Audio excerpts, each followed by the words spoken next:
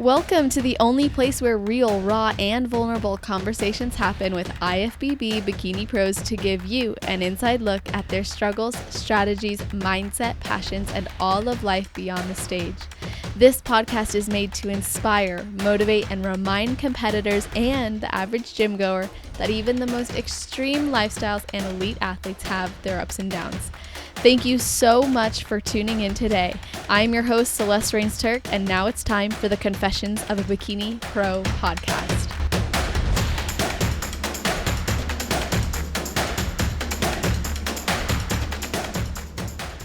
Today, we are speaking with a 35-year-old administrative assistant for career and technical education for Alpine School District, who is married to a professional bodybuilder, and she is a mom to 2 boys, and she went pro at her 11th competition. So welcome to the show, Nicole Engman. How are you doing? I am doing fabulous. Thank you. Of course. And before we get into the question I ask everyone, I have to confirm, did I get that right on your 11th competition you went pro? My 11th national competition. 11th It was national. it was like my 19th competition. That is amazing. And I wanted to confirm that because I think it's easy to think that the journey is so quick now because we all want it right now, but you're a great example of that. So I'm excited to get into that even more with you about your journey and competing and all that. But of course, what is something you do or a ritual you have right before your heel hits the stage? So I don't know if it's so much of a ritual, I just pose and I talk and I try to soak up everything because we're only going to be backstage at that show with that opportunity one time. So yes, like I've done 21 shows, or no, I've done 20. Yeah. But I've only been backstage at each show one time and had the opportunities to talk to people and then nail the routine on stage. So sometimes I'm posing and talking, sometimes I'm posing and singing, but I'm always posing because I'm not great at it and I just always got to have it in my head, but I also love to experience everything about it. So That's awesome. Are you singing the songs that they have playing or like your own kind of jams? usually the ones that are playing. Awesome. Okay, cool. So, of course, I mentioned in the intro, you are a wife and you're a mother. So, how has bodybuilding impacted your life in those 2 roles? Um, it's very significant. So like you said, my husband is a professional bodybuilder too. He actually went pro at Masters Nationals exactly 1 year before I did. So it was really, I don't know, there was just this excited feeling when we were going back there this year. And it's like, oh, maybe I'll follow in his footsteps. And then it happened. But I mean, for us, we just have this connection with bodybuilding. We started, I mean, he's always lifted. And then we started training again really hardcore actually to do a Spartan race. Wow. And we got a gym membership and he went and started hitting the free weights. And it's like, okay, cool. I'm going to go to the treadmill. And after like the 3rd day of doing that, he's like, no. You're not going to be a cardio bunny. You come over here with me. And then from that moment on, like I was in love with it. And we actually trained together for like 2 years, pretty much every day until I found my coach and started doing what my coach said. And then a year later, he joined with the same coach, but it's just deepened our relationship. And then our kids love it. And we actually have gym memberships for them. And we each take turns training them and they love it. And we try to feed them as healthy as they'll allow us. And it's just part of who we are now.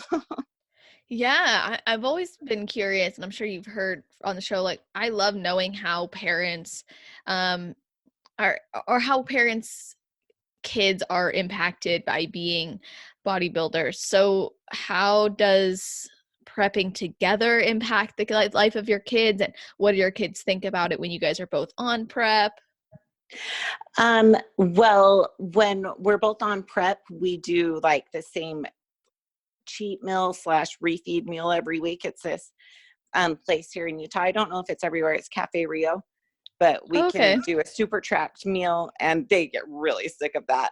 But they like to plan like little cheat meals, but they also like they went out to dinner with my brother, and my oldest son said, "Oh, I can't have that. That I've already had way too many carbs today." And my brother's like, "Oh my gosh, what kid even knows that?"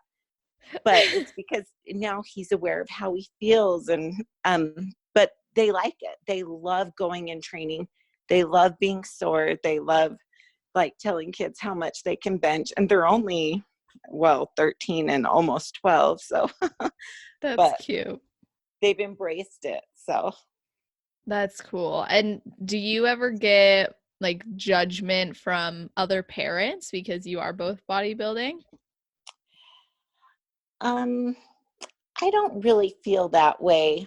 At first I did, but I think it might have been I was a little insecure about it. And then I realized, I don't care what people think. Then I realized maybe they weren't really thinking anything after all. I actually feel like a lot of people are pretty supportive. And if they don't know about it, they ask questions. And then if they're not interested, they don't. And that's totally fine. That's cool. Yeah, I've always been curious about that because I wonder like how you can connect with other parents when I'm sure there's not many at the same school like who are also into bodybuilding. Of course, we're more than bodybuilders, but it's always been something that I've been curious about. And I mean, you did bring up like your family as well, outside of your husband and your kids. Have you noticed your lifestyle impact other people around you? Um, a lot of people will ask me for like advice or and I think everybody that competes or bodybuilds probably gets that, or oh, what are you eating, what's that recipe, or just text, or sometimes people just say, hey, encourage me, and so then I'll text them every now and then, hey, how's it going, Oh, are you still hitting the gym or whatever. um But I mean, even like my mom, she'll text me, I just walked, or I've walked yesterday. She texts me, I walked 18,000 steps today. Just, I oh, think that's people, cool. when they're into fitness, they reach out to who else they know is into fitness. So it's really fun because it can all be so positive and uplifting. Yeah, absolutely. And when did you and did you and your husband start competing around the same time? So we started lifting in 2011, and then I signed up with my coach, Shane Hughley, in, let's see, it was July of 2013. And then my first competition was right at the beginning of 2014. And then Seth's first competition was actually in 2015. So I beat him by like a year. That's awesome. And you did mention too, like you kind of were more of a magnet to the cardio machines. Yeah. Um, did you have preconceived notions about lifting or like what kept you off of the weight training floor originally? Well, I mean, Celeste, the second a chick touches iron, she's going to get all huge and bulky and look like a dude. You're right. Yeah. So actually, it was that. And then, yeah, after he started teaching me how to lift, I just loved it. And it was so fun to feel strong. I mean, it's just such an empowering, fun, and it's just addictive. Like, I loved it from the second, and I got over the cardio bunny thing real quick. Yeah, I totally get that. Like, I think when I was a kid, it was cool when my parents would go to the gym or we had like martial arts and it was a gym where we practiced and it was always fun to just see other people work out. But as a kid, it's just like fun and creative energy. And then as I got older, I didn't really train. I was an athlete, but I didn't lift weights. I didn't like train to lift weights. And then Yeah, um, you did volleyball, right? yeah, I did volleyball, exactly. And I guess when I finally got into lifting weights, it started out like working out at home and blah blah blah. But then when I got into the gym, I was like, I love this. Like this is so fun. And it really does become addictive and it creates so much positive energy, like you said. Yeah, yeah, for sure. So you've also grown a lot of muscle over the last 5 years, at Yeah. least from what I noticed in your pictures. And so, what have you had to do to make that happen?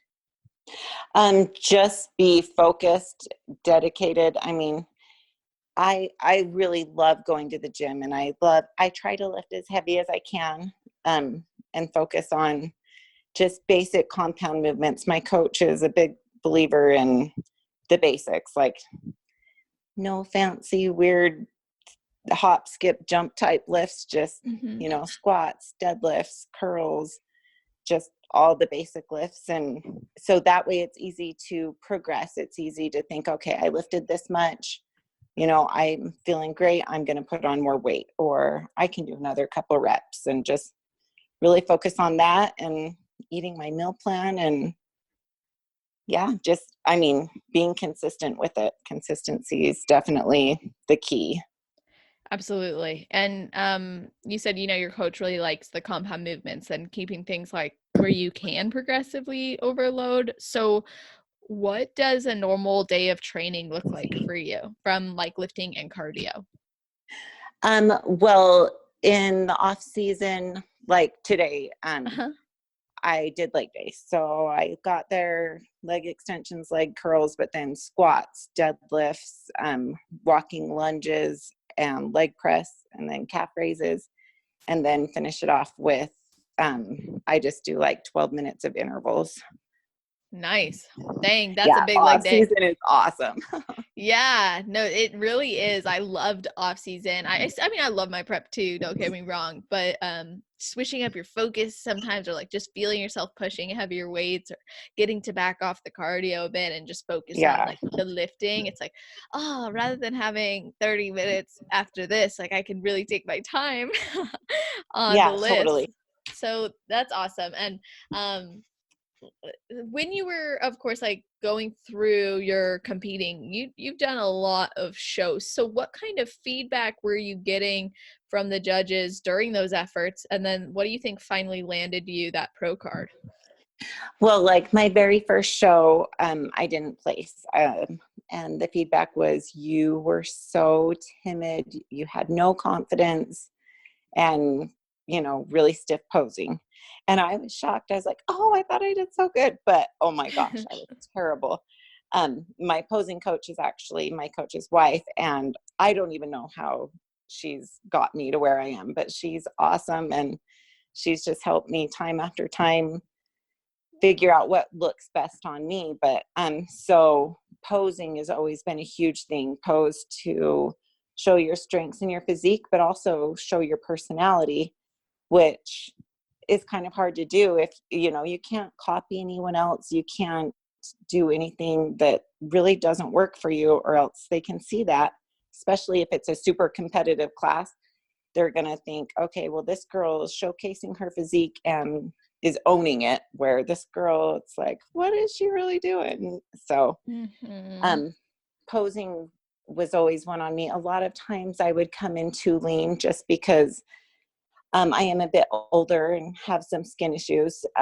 So I would come in a little leaner, thinking it would help with my stretch marks, um, or any extra, I don't know, like I can get saggy skin. Oh, it's being Hmm. old and having been a bit overweight. Yeah, it's just, there's been all sorts of feedback, but the main one's always been posing, not being shy, and then not being too lean. So it took you a long time to finally win your pro card, and like we kind of Yeah. mentioned earlier, that's commitment and dedication. And of course it's easy for people to say like, I would do this regardless, but of course sometimes it can be very mentally taxing, so but also physically, right? So Yeah. first of all, I would love to know, like, what was that like on your body to go through all those national shows? Um, Usually it wasn't ever, I was never like super physically burned out. Just, um, I always try to stay pretty close to, not close to stage weight, but healthy in the off season. to where I don't have to cut really hard, because for me, like, I put on fat in all my problem areas and they don't come off. And I don't like doing a ton of cardio, and I don't like, I mean, duh, who does? But I just try to always in the off season think about what will my prep be like if I don't, manage my cravings good. So a lot of the times I think, okay, well, if I still want this on my cheat meal, that's what I'll eat. And I walk away from it, and I just focus on building up my daily intake. So that way I can build muscle and still remain at a healthy weight, so my cuts aren't hard, and just make it more of a lifestyle. And so that way my preps aren't hard, and I could keep pushing for my goal. Because there was a point, it's like, I love competing. I'll do it until I can't do it anymore.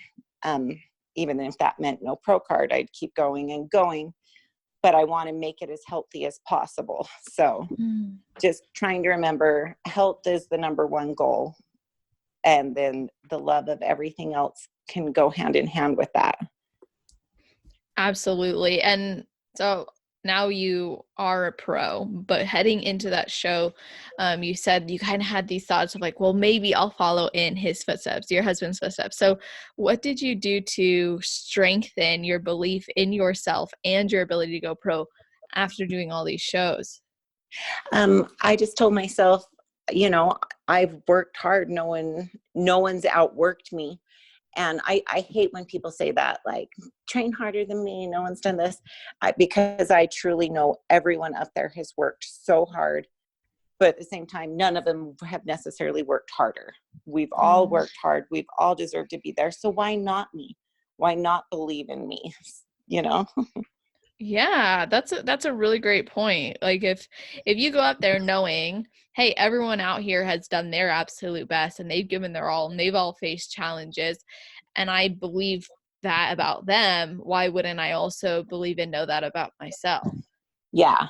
Yeah. Like, give them credit as well as myself.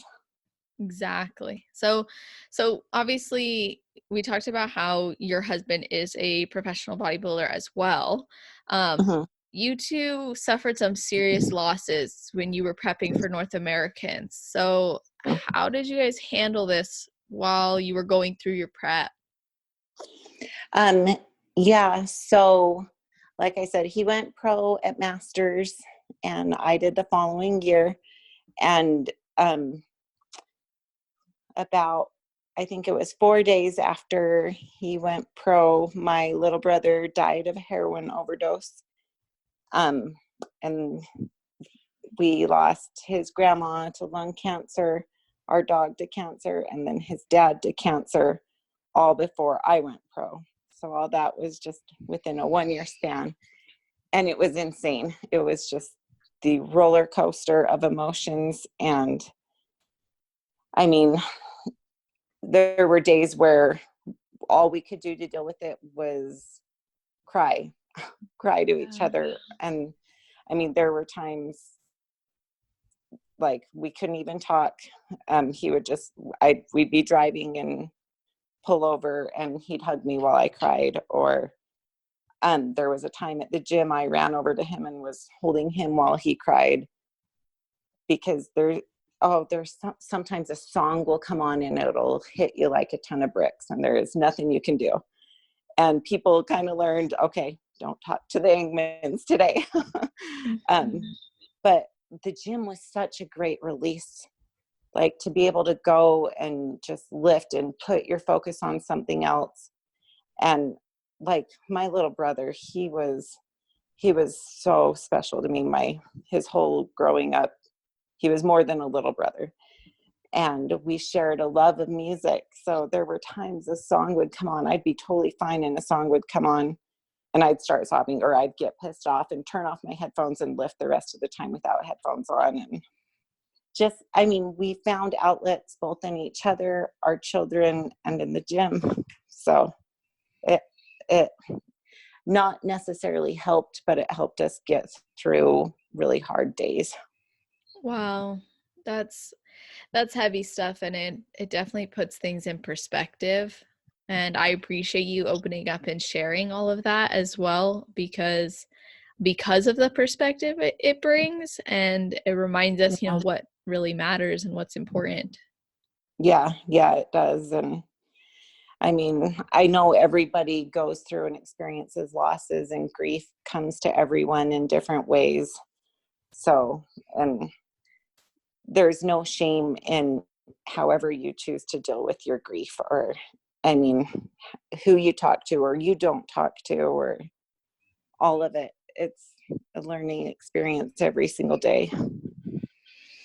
Absolutely. And that's a beautiful testament to your commitment, as well as your ability to move through a challenge like that and stay focused, but also use it as a blessing and as an opportunity. It wasn't like, "Ugh, I'm on prep." It was, "Oh, thank goodness I'm on prep and I have this to get through this." Yeah, yeah. I mean, my little brother, he'd actually been doing really well. I mean, everybody, I feel like everybody is impacted in some way by addiction.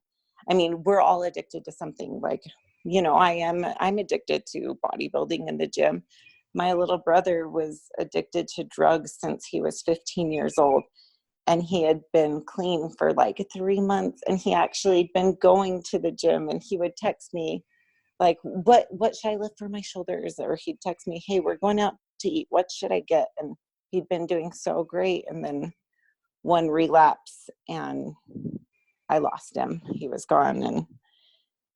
And I felt like pressing through is what he would have wanted me to do too, but and just not quit on goals, quit on dreams, and quit life. I don't know. It was hard. And yeah, going to the gym and just not having to think helped a lot sometimes too. Yeah, absolutely. And like you said, addiction does impact so many people. And I'm sure there's a lot of people listening who can relate or who have a story similar. And Yeah. there was someone in my life who also had a heroin overdose. And what's crazy is so many of these stories are so impactful, because when it happened to this person, like specifically the person I'm thinking of, it's like they can get these drugs for like $20. It's like that's the Yeah. price of their life. Yeah. That's a sad, sad story.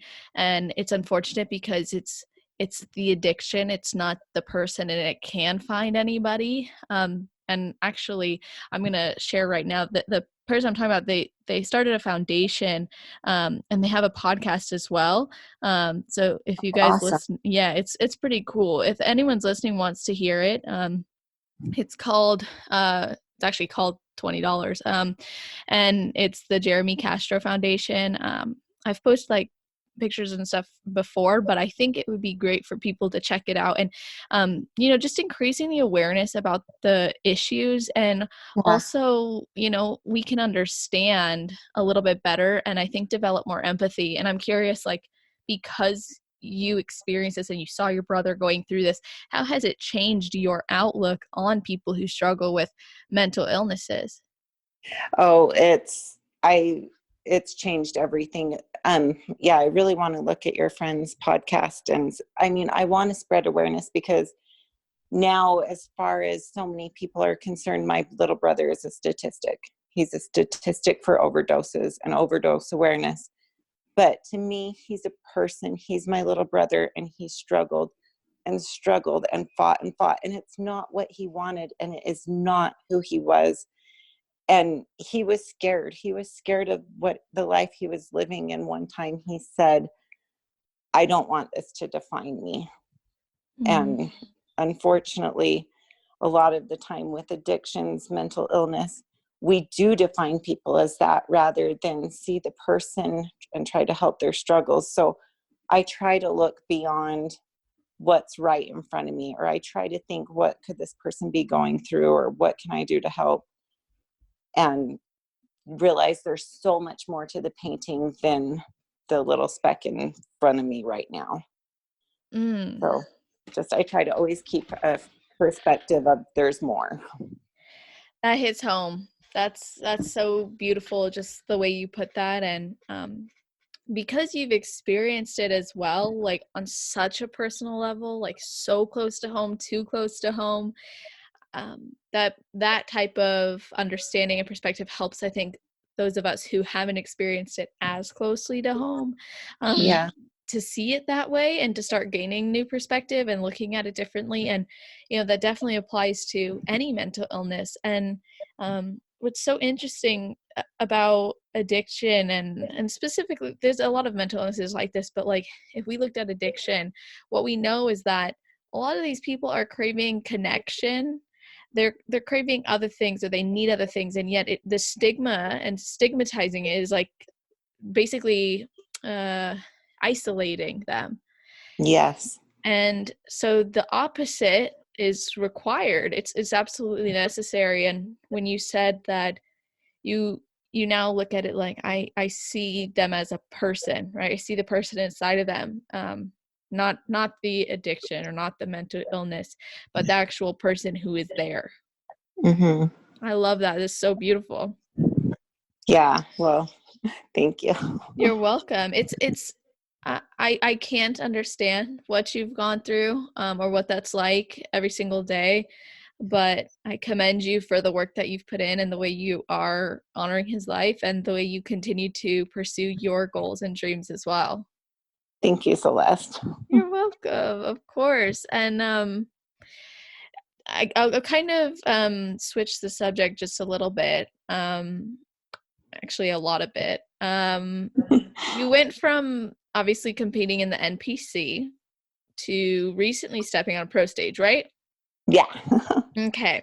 So how was it different competing in the IFBB than it was in the NPC?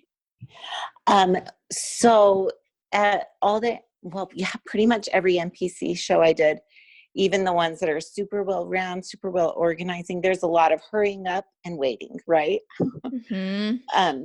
Just your makeup's ready and your hair's ready, and then it's hours before you're on stage. And like at national shows, there's long waits and lines, and it's almost like you're in one line and then they move you to another line, or they move your line to a different location, basically. Um, yeah, and then at the pro shows, like they tell you when you're going to be on, and it's almost spot on. So you get there, you pump up, and you're on stage, and then you're off stage. And I mean, it's all just really well organized, and really they're pretty spot on. And there's basically no lines. So it's awesome. It was really, really nice. I am excited for that. Yeah, it's game changing. That's definitely one of the things I've always like envied about the pros. I'm like, dang, these girls just show up, step on stage, go eat, come back. Yeah. Like, Yeah, like it was awesome. And then there's pretty cool swag bags and stuff too. oh yeah, that's also the thing that I'm like, dang, that is so fun. Like, okay, actually competing in muscle contest shows, sometimes they've given us like as NPC athletes, like they'll give us treats, or there'll be a sponsor there like Quest or something like that, who hands things out. And I remember, I think it was my my third show ever. I remember Legendary Foods was there. And this guy was like he was at the athletes meeting, and he's like, if you take first place, I'll give you some free nut butters. And I was like, Oh, okay, I will hold you to that. He's like, find me at finals if it happens. I was like, if. And then anyway, I ended up winning first place that day. Crazy, awesome. And I went to this booth at the end, and I was like, I showed him my trophy, and he's like, dang, you actually did. And I was surprised he even remembered me, with all the makeup on now and all this stuff. I was like, you told me at the athletes meeting. He's like, yes, I did. And he gave me tons of free nut butter. oh heck yeah, I did it for the peanut butter. Exactly. I was like, and I'll do it again. You just tell Oh, me that's when. awesome.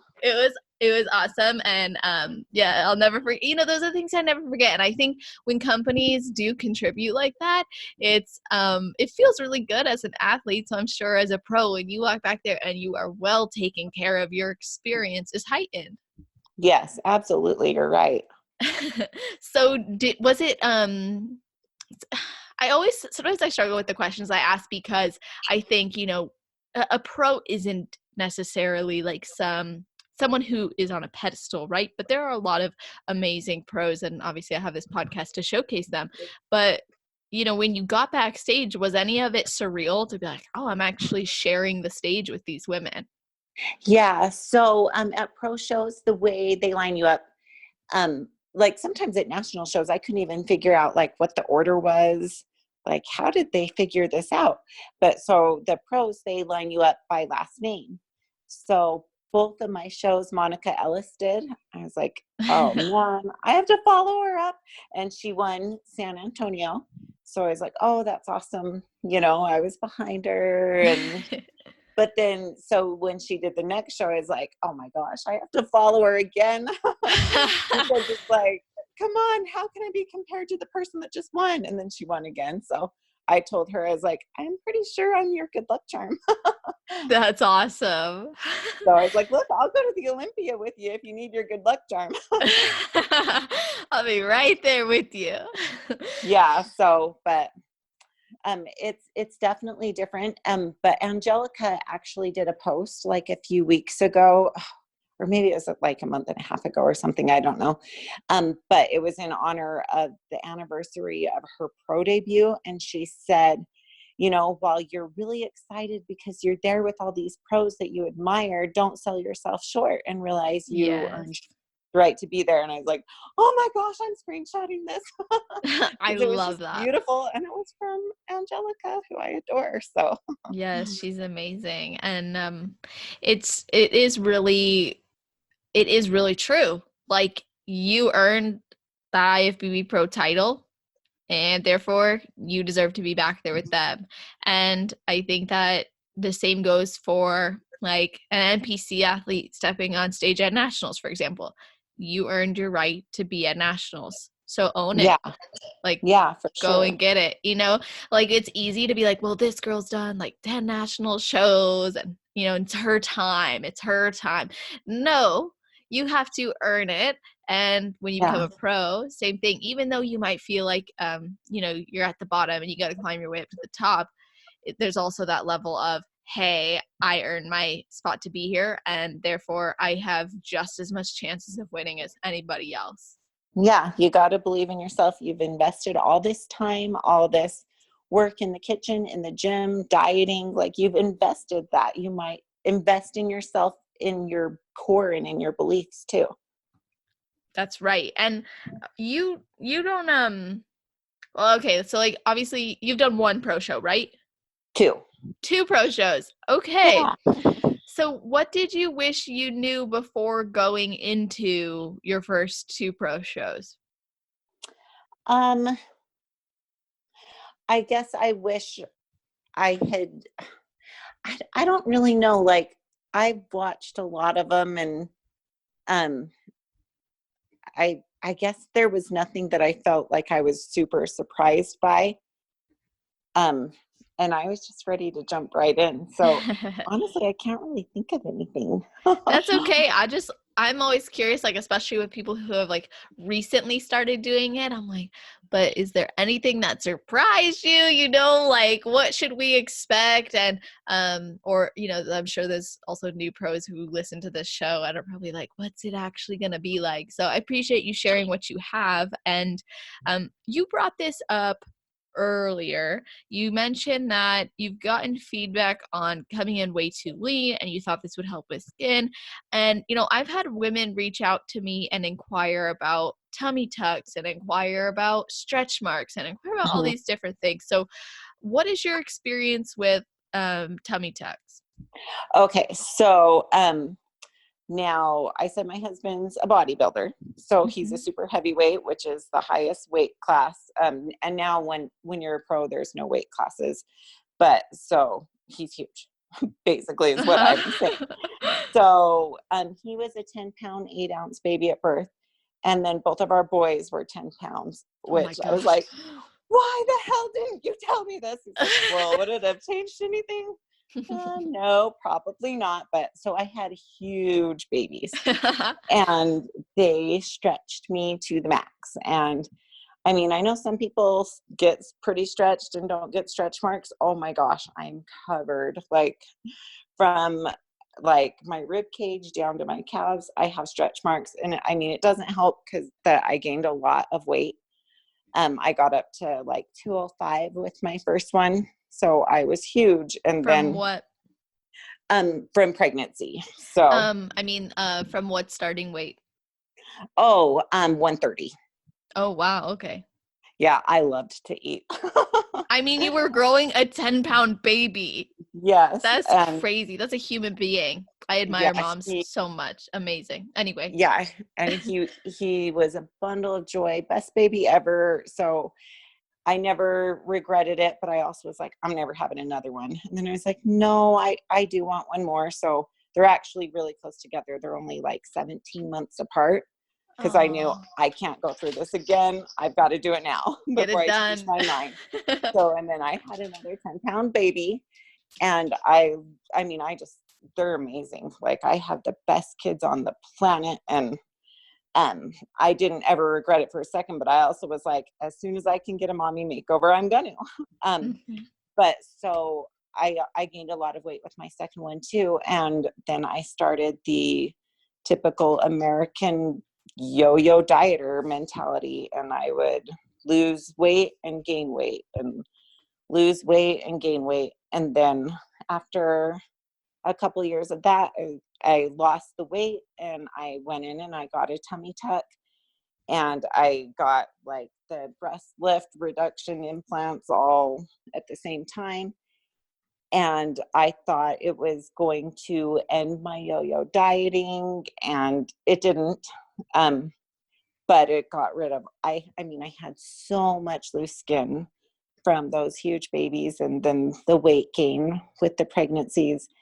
And then I didn't, but I still had all the stretch marks and still had to learn to love my body for what it was now because I'm no spring chicken. I put it through the works and I have two amazing kids to show for it. So Mm, that's awesome. How did you change your perspective on stretch marks? it was pretty hard. Like I did at first feel like I had a destroyed body and was so ugly. And when I first joined with my coach, I texted him. I was like, "Look, Shane, my only goal is to wear shorts. I have no confidence. I want to wear shorts." And he's like, "Okay, cool." And then about 2 months later, I was like, "Okay, I really actually secretly want to compete, but can I compete with stretch marks?" He goes, "You can't even think about them. Of course you can." And I was like, "Really? You think I can compete?" And he said, "Absolutely." And he believed in me. So I was like, "Okay, I can believe in me." And my husband believed in me. And I just, yeah. And I actually didn't even wear shorts until like 2 weeks before my first competition. I was like, I'm going to get on Wow. stage and I still haven't worn shorts. So I finally wore shorts like 2 weeks before my first competition. And then it was like ripping off a band-aid. I just had to rip off the insecurities and get on stage and not think about my skin versus other people's skin because I'm not going to be them. I'm not going to have their skin, but why hold myself back from insecurities? Like insecurities just hold us back from what we can become and from enjoying life and every moment. We can live in confidence and happiness or we can be insecure. And ultimately I chose just, yeah, to be confident and happy and have fun. Wow. That is awesome. I absolutely love what you said. It just I think it's something that will resonate with a lot of women, a lot of competitors as well, because it's easy to feel like, oh, I need to wrap myself up and cover up my body or hide these things or do everything I can to um, be perfect or be fit this ideal that I think exists or I've created in my mind, that we end up missing out on the moment that's happening right here and right now. Yeah. Yeah. And I love what you said, like you literally can choose to either be confident and happy or be insecure and miss out. And that's a Yeah. great way of putting it. My husband actually would joke around. I saw her in a competition bikini before I ever saw her in a real bikini because like I just ripped off the band-aid and got on stage basically before I ever even had gone to a pool in a bikini. So Wow, that's amazing. Do you feel like that was a defining moment in your life? oh, absolutely. I'm like a different person than I was. That's amazing. Do you think that in showing that and being that way, and now you are a pro, it's helping other women, other moms to also see that as well?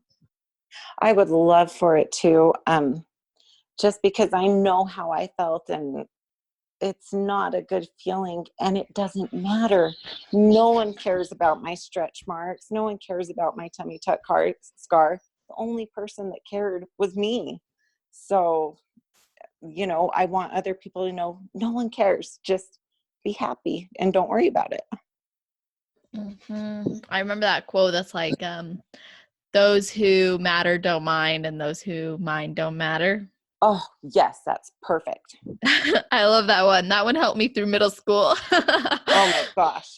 Yes, middle school needs as much help as possible. So, Yes. So yeah, I mean, I just love that you're sharing all of this because like I said before we started recording, you are real and I love that about you and I think that that is amazing and really needed and of course, that's why we do this show to bring that to so many others and I like that you've empowered just from sharing your story. It's empowering to hear and empowering to know hey, anybody can do that. You know, it is okay to own who you are. And yeah, just really powerful things you've shared with us today. And I, of course, love to know what is your best advice for people who are thinking about competing but haven't competed yet? And then your best advice for people who are on their road to pro? my best advice for people who are wanting to compete, um, just don't be afraid. Do it. Like set set your goals.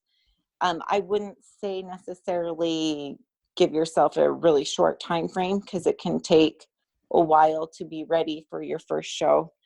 Um, like for me, I was prepping basically from July till March for my first show, but having a deadline can make it feel like it isn't as achievable. Just plan, hey, I'm going to do a show and start working towards it, and then pick the show once you feel like you're closer. But just believe in yourself and be confident and set out small goals that equal up to the big goal in the long run. And also, yeah, research, figure out what show you want to do, figure out what suit you want to wear, and enjoy the fun parts because it's really such a fun experience. Yes, it is. I love that. Okay, what about for people who are going pro? Um, don't quit. If it's something that you want, like it doesn't matter how long it takes. If you want it and it's a goal, it is achievable. And um, I mean, as long as it's something that you're still passionate about, why stop? Why? I mean, it could take 30 shows. Who cares? If you're passionate about it and you love it, just keep working. There's always something that we can improve on in every aspect. So, and competing, it's a hobby. So improving is fun. Amazing. Absolutely amazing. I am blown away, honestly, just the conversation we've had and the insights you've shared have been really awesome. And I appreciate you sharing all of them. And I want other people to connect with you and be able to experience that, of course, every day. So, where can people find you, connect with you, all those good things? Um, Really just Instagram. It's Liftin' Mama because I love being a mom and a wife. So it's like, well, I love weightlifting and being a mom. So Liftin' Mama is me. Yes, good. And very easy to remember because of that. So I'll make sure to include that in the show notes. I'll put the link there. So to everyone listening, that's of course on www.celestial.fit/podcast. If you're not sure, there's a category section at the very bottom. And so if you're on your phone, you can just scroll all the way down. If you're on the desktop, it's on the right side, and you'll be able to find any of the athletes or any of the episodes you want to listen to. Of course, if you are listening for the first time, make sure you subscribe so you never miss an episode. And I always love hearing your guys' reviews and seeing your ratings. It helps the show a lot, helps more people hear about these amazing athletes and hear from them. So I know the athletes also really appreciate the messages and the promotions and the shares and all that. So thank you guys in advance for that. Always goes a long way and means a lot. And Nicole, thanks again for coming on. Yeah, thank you so much. Of course. And to everyone listening, I hope you have an amazing rest of your day, night, or morning, wherever you are in the world while you're listening to this